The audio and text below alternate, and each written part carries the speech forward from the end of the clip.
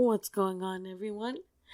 No, this is not a mistake. I know you're expecting to find out what's really going down in the PM, but it's wine o'clock and you're checking out my boy Dustin from Culture Jack Podcast. So, April Fools from the podcast community and switcheroo to you.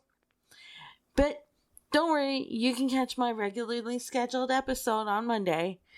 But for now, check out my friends.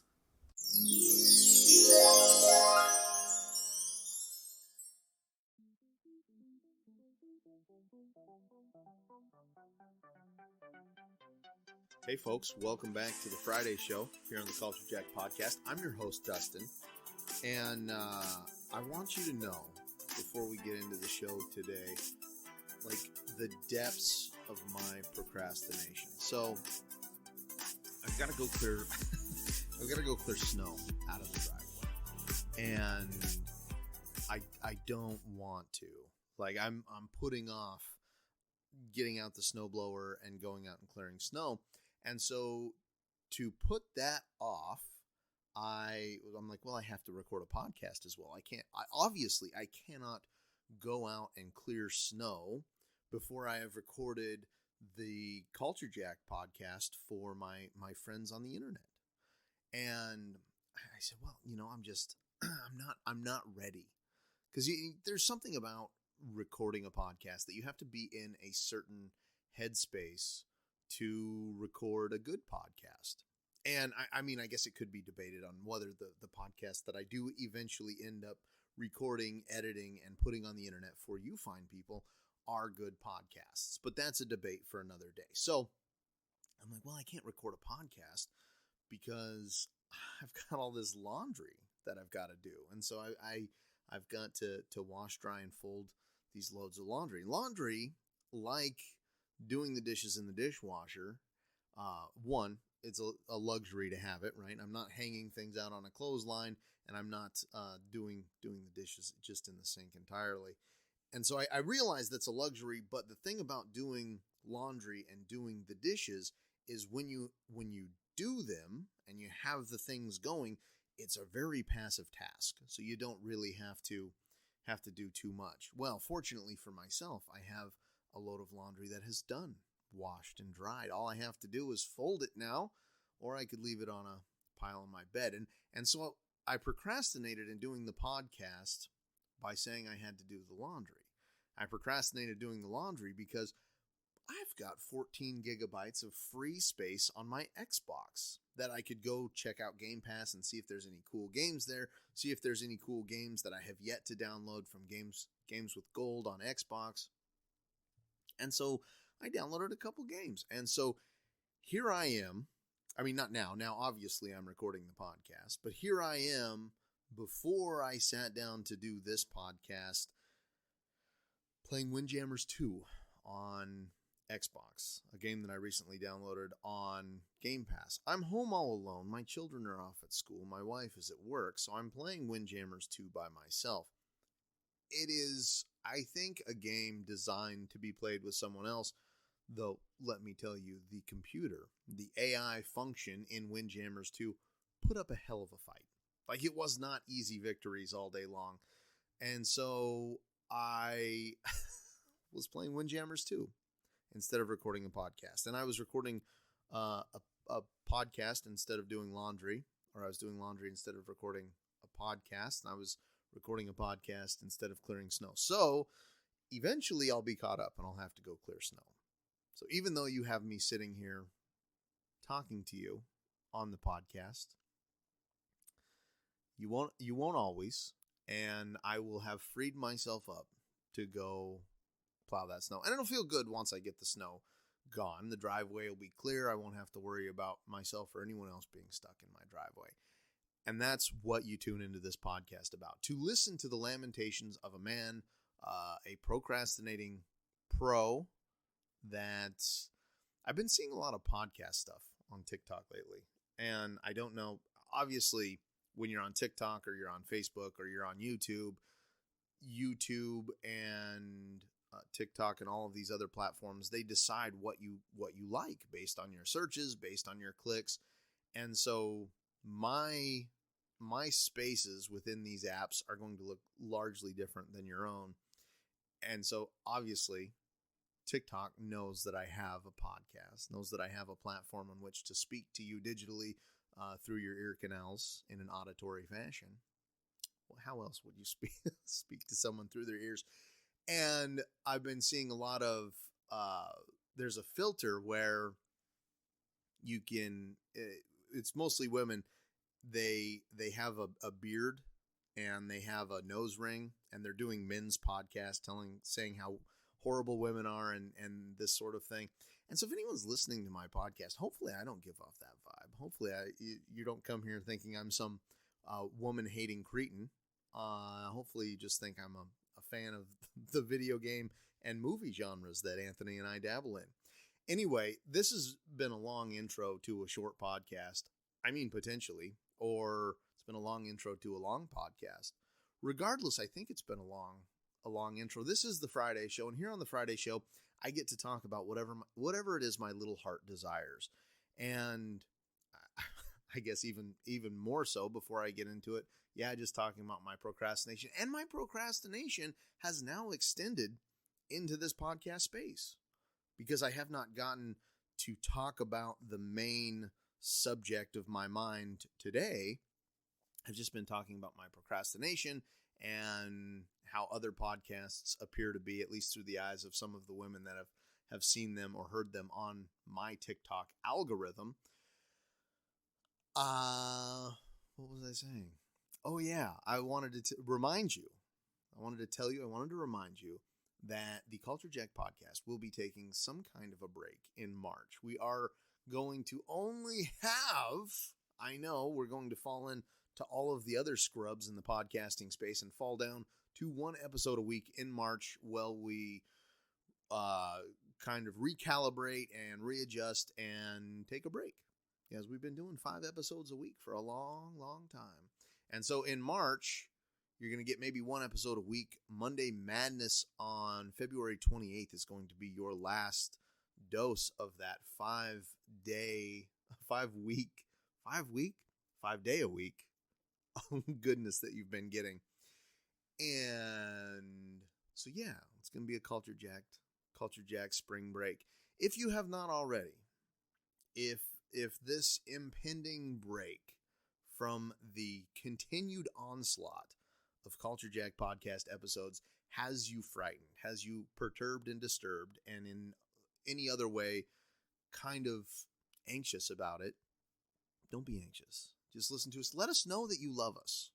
There's a couple ways you can let us know that you love us. You can subscribe to the podcast, which will update you whenever we put out new episodes on the channel. You can, at the end of this podcast episode, leave us a review. I'll try and remember to remind you at the end, but I'm not nearly as good as I want to be in that gluttonous self-promotion. And this isn't the only show that we have on the Culture Jack podcast. So if you don't like sitting here listening to me self-denigrate and talk about my faults and my procrastination, we have another guy that runs this podcast. It's Anthony. He's got 2 shows that he does on the regular, and then he jumps in on today's episode talking about movie and television show reviews and recaps that we have semi-regularly on Saturday, though it's my turn. And so I'm talking about Cowboy Bebop tomorrow. Tune in for that. But he's got the Weekend Wire, where he talks about movie and television news, talks about, unfortunately, people within that space, within the movie industry, those celebrities that maybe have passed, or he talks about scandals that might be ongoing, talks about new movies that are coming out. What are the relations to movies and comic books that he loves and adores? He's kind of a collector too. And then on Monday, he talks about whatever he wants. Maybe he can talk about his procrastination on Monday Madness, though he strikes as much less of a procrastinator than myself. And that just could be my anxiety coming out. What am I talking about on the show today? You may be waiting for with bated breath, though. If you clicked on this podcast episode, surely it will have a title that alludes to as such. Surely it will have a description that you could have read and maybe seen what I was planning on doing. But I'm talking about today, what I want to talk about today is if I were a 9-year-old boy and I jumped into a time machine and I flew through the infinite cosmos of space and time and landed here in my driveway that I've most recently snowblown, or I will by the time my time traveling self arrives in my driveway. I'll have snowblown the driveway for myself. If I were to land in that freshly blown driveway as a 9-year-old boy, and I walked up to the front door of this house and I came in and I saw myself sitting here podcasting, what would be some revelations that I would have to my future self? What would be some things that I would think of what I have become? And would the Dustin of, let's see, at 9 years old, it was probably 1994. 1994. The Dustin from 1994 meeting the Dustin from 2022. What would be some revelations that I'd have about what kind of monster I've turned into? What would be some revelations about what this moment in history looks like? And granted, the 9-year-old Dustin of 1994 was not paying nearly as much attention as I do now. Well, I like to think that I pay attention. I like to think that I'm a little more aware and a little less aloof than I once was as a child, as I would hope we all are. So I don't want to talk about necessarily like all of the the abject horror and disgust I would see in myself if I said, man, you've really let yourself go. You're not in great shape. My God, what is that beard on your face? Are you telling me we grow a beard in the future? You don't have any hair on your head. My Lord, the passage of time has not treated you kindly, 37-year-old Dustin. It's not right that this is the bleak future that I have to look forward to. Now, as a time-traveling young boy, would I go back into the past with the memory of what had happened in my own future and be able to change that? Well, I'll leave that up to you, the listener, to decide what canon is when it comes to the time travel mechanics in the Culture Jack podcast. But I show up to my door and I welcome myself in. And despite the neighbors thinking this some very bizarre scene, a young boy in what I imagine would be like an orb if I were in a time traveling device. And I don't know if that's just from the movie and the book, The Time Traveler, whether it is like an orb like that, or maybe it's just like a car. Like what was I riding when I was 9? I was probably riding a bicycle. So most likely, if I had gone and equipped a bicycle with the appropriate quantum bending mechanics needed to time travel, well then I'd probably show up on a time traveling bicycle. So anyway, I say, hey Dustin, you can park your time traveling bike right over there. Would there be a point at which I'd invited my younger self into my home of the future that I said, one moment, I'll be right back, and then I went and took his time traveling bike and I rode into the future. So leaving my younger self stranded in a future timeline, in a point in history that was not his own, I would then time travel to a point further into the future, because history is beyond us. Though at that point, I mean, it's all back to the future nonsense at that point. Wouldn't want to meet my future self. But in this scenario, that's exactly what I'm doing. All right, so if I don't steal his time traveling bicycle, which I would be very tempted to do, let's not lose the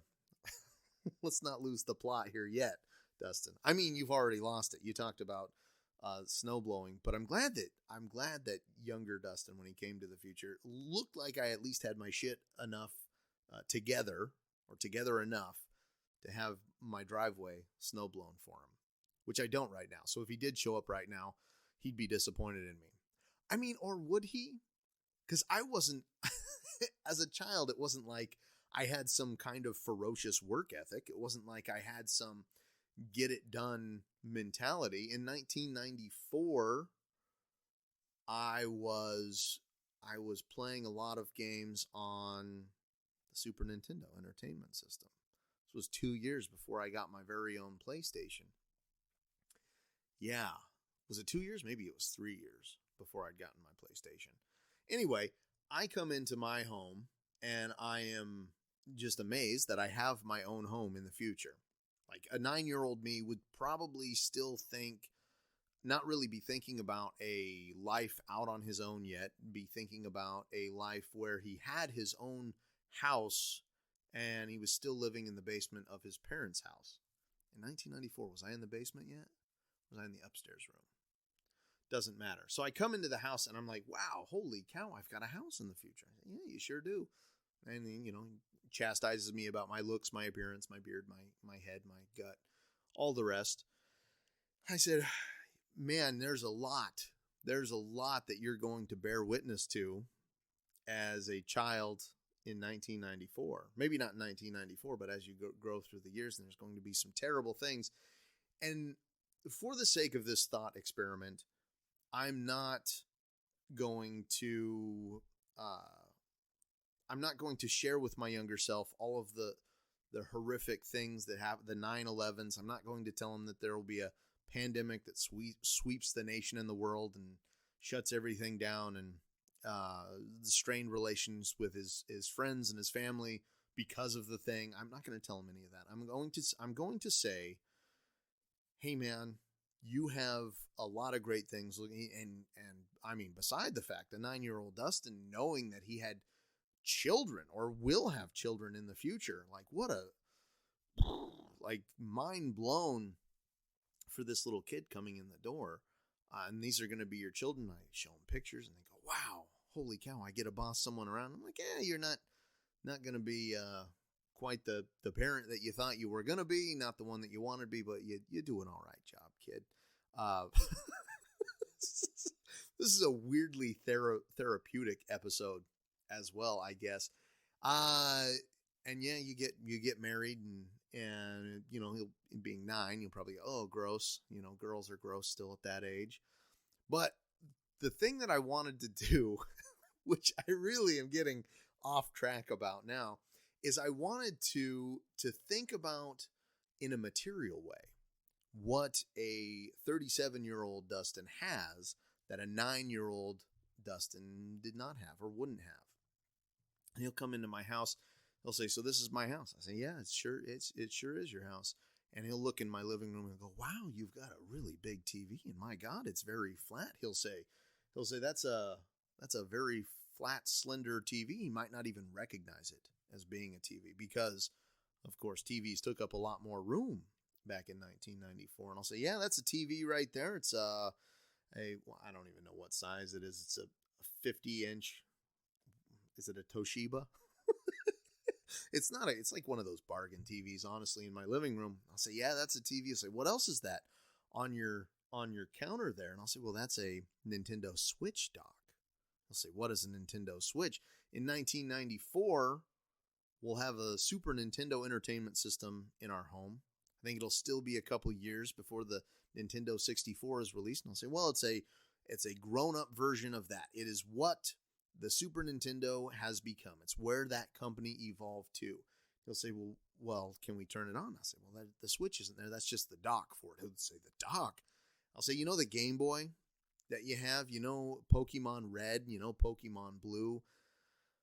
Well, it's like that. You can take this whole game system out, and it's got a little screen on it, and you can play on it. I say, well, let's see it. So I'll find it, and I'll pull it out for him. I'll be like, this is it.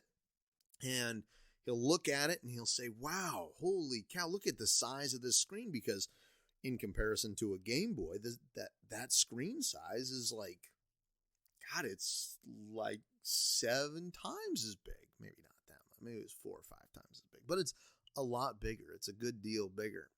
I'll say, oh yeah, check this out. And I'll turn the TV on and we'll plop the Switch as he's playing I don't know what game he would be playing. Whatever game I end up showing this young man as he comes into my house, it will blow his mind. Because playing SNES, I think probably the most graphically impressive game on that console would probably be Mario Kart, just because of the 3D mechanics around it. And if you go back to the Mario Kart from Super Nintendo, it's not like super graphically impressive. The walls were stuck to the floor. Like when you were, if you'd know it was a wall because you'd hit it and it'd stop your cart, but it was just like anyway, I could show him the Mario Kart from today, Mario Kart 8. I'll say, yeah, this is the new Mario Kart. You still destroy your brother on it. You still dominate every competitor that pulls up to the starting line in this racing game, this Mario Kart game. You are still fiercely competitive. And he'll say, well, that's good to know. He's like, am I fiercely competitive with just my brother or my friends that come over? And I'll say, well, you're fiercely competitive with your brother and your friends that come over. However, when you go online, you're not the greatest by far. There are people that spend way more time on these things than you do, and they've gotten way better than you could possibly ever be. And he'll say, online? What's online? There's no lines in this TV. The TV's very clear, he'll say. And then I'll have to explain to him what the concept of online multiplayer and being able to play with someone across the world. And at this point, my 9-year-old self had never even gotten,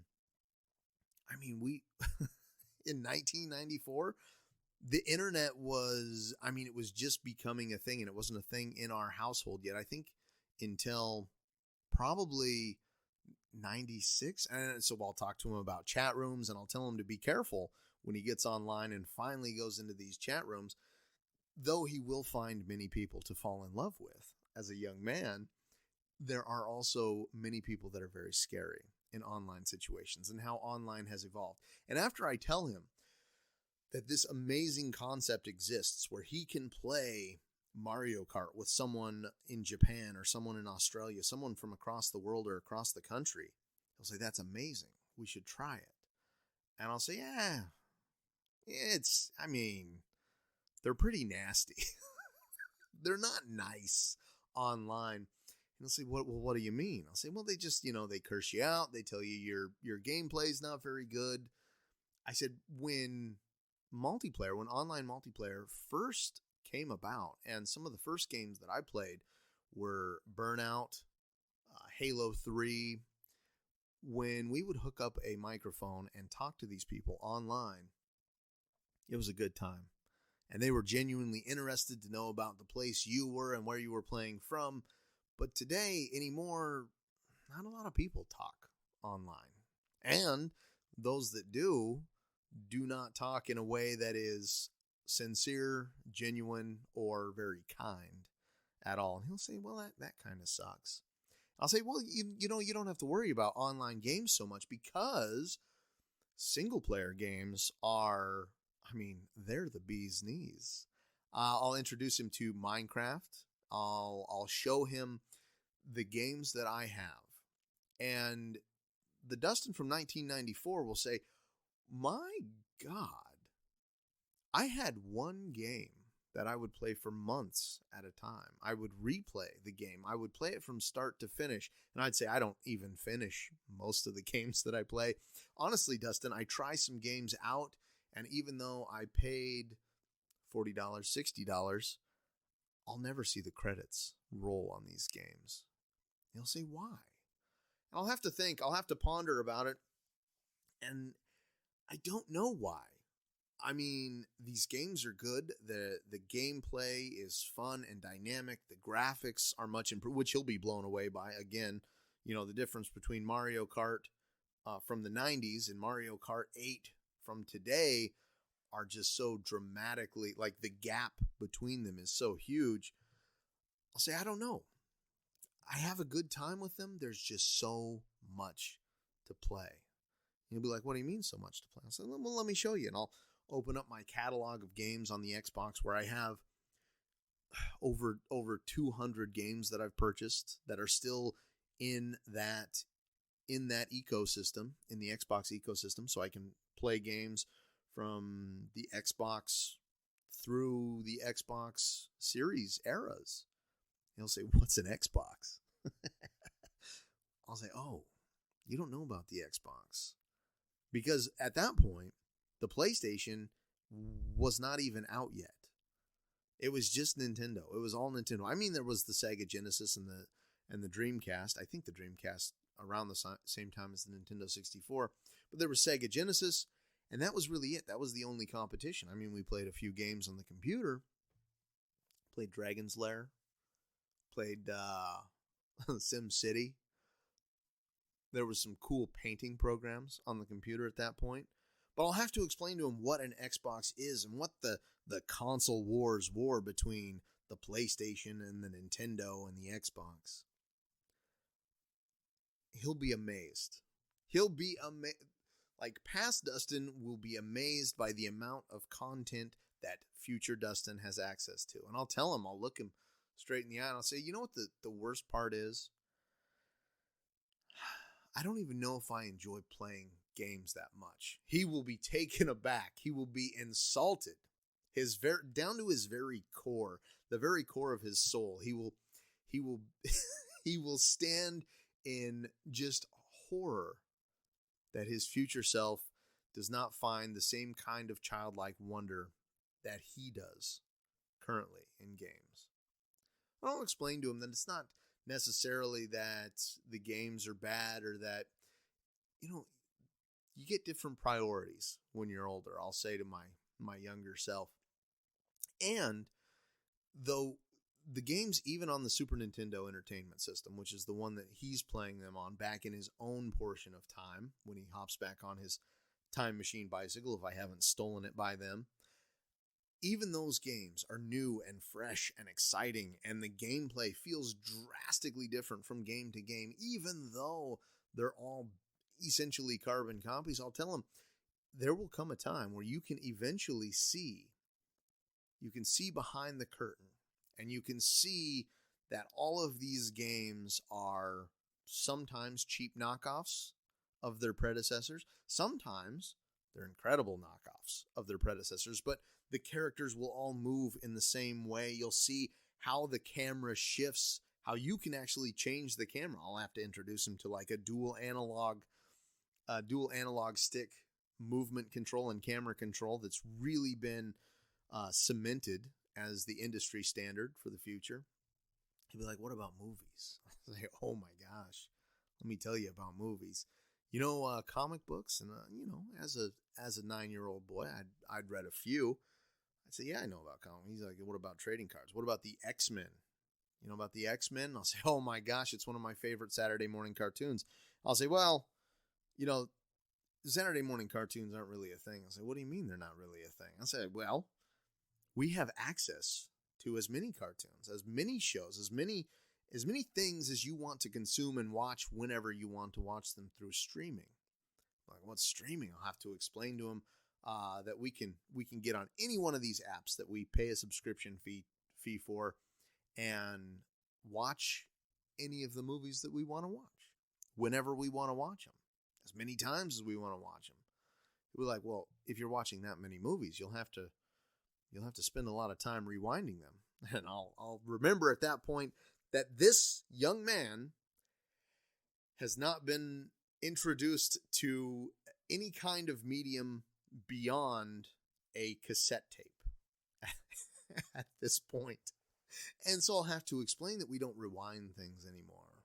They just play, and then they're ready to play again. We can rewind certain sections if we want to look at them, but there is no be kind rewind with a automatic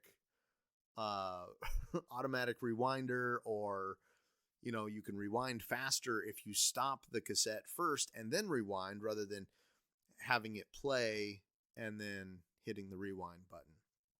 He'll be very impressed with that. Maybe we'll sit down. Maybe I'll sit down with my younger self and we'll watch a few movies out of the MCU, out of the Avengers, though he might not be such a big fan, because he only likes cartoons. And I'll say, well, you like cartoons? And he'll say, yeah, I'm sad that, you've kind of lost your joy of video games. And even though you've got all these cool movies, the cartoons are okay, but I'm sad that I'm not going to like cartoons anymore. And to this, I'll reassure him. I'll reassure my younger self. And I'll say, hey, man, you don't have to worry about that. You're going to like cartoons at least up until this point in time. When I get on that time-traveling bicycle and go further into the future to meet my 50-year-old self, maybe you'll have cooled off on them a little bit. But video games are not video games, but cartoons are going to be a big part of your life. I'll say, you haven't even been introduced to anime yet. Be like, what's anime? I'll say, oh my gosh, buddy, anime is Japanese cartoons. Be like, but I don't speak Japanese. I'll say, that's fine. Don't worry. They got English dubs or subtitles that you'll have to read. Like, you can read that fast? I'll be like, yeah, I can read that fast. You're going to be able to read that fast too. Don't you worry about it. And I'll tell them about things like Akira. I'll tell them about things like Ninja Scroll and Ghost in the Shell. But I won't be able to show him. Not yet. Because I'll say, hey, they're a little violent for you. I don't think it's probably time yet to show you that. However, you are really close, buddy. You are within 7 years of being introduced to Dragon Ball Z.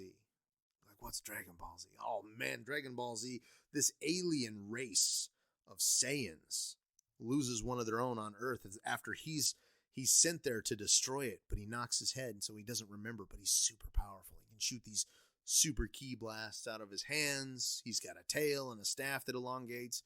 It's loosely based on the journey to the west, journey to the east. But Goku is the main character. He rides a flying cloud called Nimbus. He has an instructor named Roshi who gets nosebleeds because he's a pervert. It's so awesome. You're going to be so excited to see this thing. And it is going to start you out on a whole journey of collecting as much anime as you can. Like, wow, so I must have seen all the anime. I said, at a point you did. There was a point in time where you had seen all the anime. There was a point in time when you got your first job and you still lived with your parents. You had nothing to spend your money on except for anime that you found on Amazon. And he's like, the rainforest? Like, no, man, not the rainforest. You don't know what Amazon is. Of course not. Amazon is a company that got on the internet, which you still don't know about yet. Got on the internet and they started selling books, and you could order books from them. He's like, that's cool. What's that got to do with anime, though? I'm like, oh, anime books. Books is not where it stopped. They continued. They started selling shoes and books. He's like, cool. Then shoes and books and movies. He's like, cool. Then shoes and books and movies and beauty products. He says, cool. Shoes and books and movie products and toys. And he's like, awesome. I love toys. I'm 9 years old. That shit's still popping to me. So Amazon sells everything now. And there's all kinds of scandals and things related to Amazon and how they treat their workers and pay their workers and what kind of conditions are in their factories and whatnot.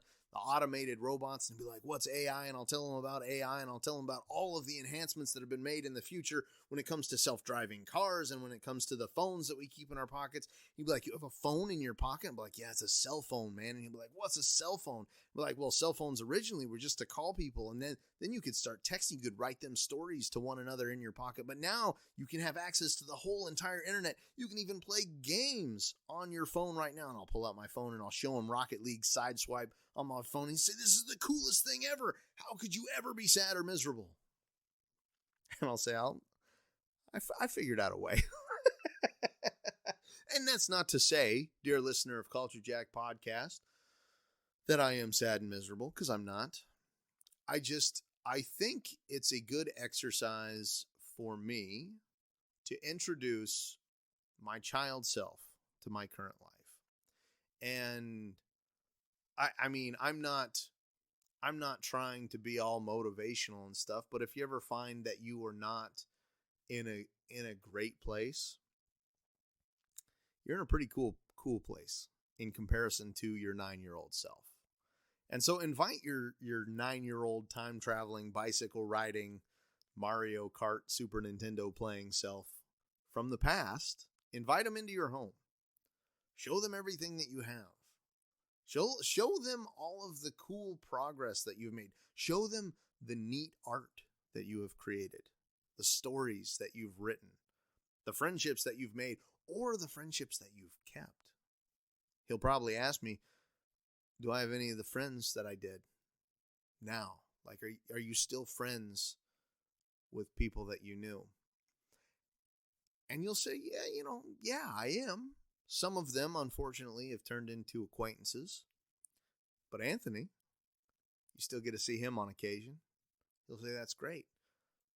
But what do you mean on occasion? He's not like your neighbor? He doesn't live in the same house with you? I'll say no. Unfortunately, when you're an adult, you kind of want your own space. I mean, that dream of a commune still lives in all of us. I want to have a bunch of houses with all my friends in it. We've got a general area that we all gather and have holiday dinners in, but still have our own houses or rooms that we can go back into. I guess I just want a mansion still. But when I think I want a mansion, I just got to go, wow, my 9-year-old self would be really impressed with this house that he owns in the future. He'd think it was a mansion. Kind of. I still hang out with some of my old buddies. Yeah, friend, I do. Anthony, the one of your old pals, he's still kicking. And in fact, I've got a podcast with him. He'll say, what's a podcast? I'll explain to him it's like a radio show, but it's on the internet like everything else is. And he'll say, that sounds lame. I'll say, I know, sometimes I feel like it is, but it's also really cool because I get to share these experiences. I get to share the fact that you decided to take time out of your busy 4th grade day. Maybe you took the day off from school to jump on your time traveling bike and ride it through into the future into my freshly snow-blown driveway. Or, I guess, like I said earlier, my driveway that's covered in snow still. And I'll bid him farewell, and I'll say, hey man, I have 2 children now, and so I'll those fatherly instincts will kick in, and I'll make sure he's got a hat and gloves when he goes out the door. I'll pack him something for his journey, maybe a little lunch. And I'll bid him farewell. I'll send him back through time. I mean, if I don't kick that little fucker in the teeth and snag his bicycle and ride into the future myself. And then my 50-year-old self will be like, oh my God, shit's really gone downhill. Everything's on fire. The apocalypse has happened. There's zombies everywhere. You can't trust your neighbors. Mary, Eric, I'm sure I could still trust you guys. I'm sure you guys are still fine in the future. We'll be fighting off zombie hordes together. Anyway, that's my little thought experiment I wanted to go through. I wanted to kind of talk through with you. I just think that if 9-year-old me saw everything that I have and have accomplished today, even if I were to get down on myself and say, you haven't really done anything with your life, man. You haven't really gone anywhere. I tell him about the trips I took. I tell him I went to Japan. I'm like, why'd you go to Japan? Tell him I went to New Zealand. Be like, what's New Zealand? Yeah. 9-year-old Dustin was kind of an idiot. As you'll find probably all 9-year-old you are as yourself were in comparison to yourself, 2 decades later, 3 decades later. The endless march of time. It just goes on. Windjammers 2. Interesting game to play. I think that's it for the Friday show. I think this thought experiment reached its natural conclusion and left me in the same place that I started, rambling mostly coherently, but partially incoherently to you about Windjammers 2. I've downloaded a couple other games too. I got Death's Door downloading right now. And then also I downloaded the Space Invaders. There's like it's not a new Space Invaders game. It's from the 360, but it's a Space Invaders game. And so I'm excited to play that again. I'm going to take a moment and appreciate the hundreds of games that I have on my Xbox. I'm going to appreciate all the TVs that I have in my house. Oh, he'd be wilding out by the fact that I had more than one TV, and most of them are over 50 inches in diameter. So that's pretty impressive. That's pretty impressive. I think this has been the Friday show, but there's other shows, like I said, on our podcast. We've got tomorrow on today's episode where I'll be talking about Cowboy Bebop, the live action show on Netflix that was canceled, unfortunately, too soon for its time. Then Weekend Wire on Sunday, where Anthony talks about movies, television shows, news within that industry. Monday Madness, he talks about whatever he wants. Thursday, we've got the news desk, which is me again. Sorry to tell you, I've got more than one show on this podcast. And on the news desk, I will talk about video game news. Like lately, we've been talking about the Activision Microsoft buyout or intended buyout. And yeah, then that's kind of our podcast lineup. It may change in the future. And like I said, in March, we are going to take some time off. So it's not going to be as frequent in March. Maybe one episode a week for us to check in on you. We can't leave you alone for too long. You're like a 9-year-old us from the past, riding your magical time-traveling bicycle. Anyway, you can get a hold of the podcast at Culture Jacked on Twitter, on Instagram, on Facebook. Sign up for those. Follow us there as well. I mean, that'll give you updates. I've had to cancel a couple recent episodes. I've had to delay episodes, and I do update on my social media accounts. Both Anthony and I are on TikTok. You can follow us there. He's got another YouTube show that he does where he talks all about comic books. You can check that out as well. All of that stuff is linked in the description below. You can send us an email at culture.collective.x2@gmail.com. It's a good way to get a hold of us, especially if you don't want to be on social media because of all the vitriol and nastiness that goes on there. Or if you don't want to be manipulated, used, and abused by an algorithm. That's another way to not be, is just, not be on that stuff. What else do I have to talk to you about? I hope you guys had a great week, and I hope your weekend is even better.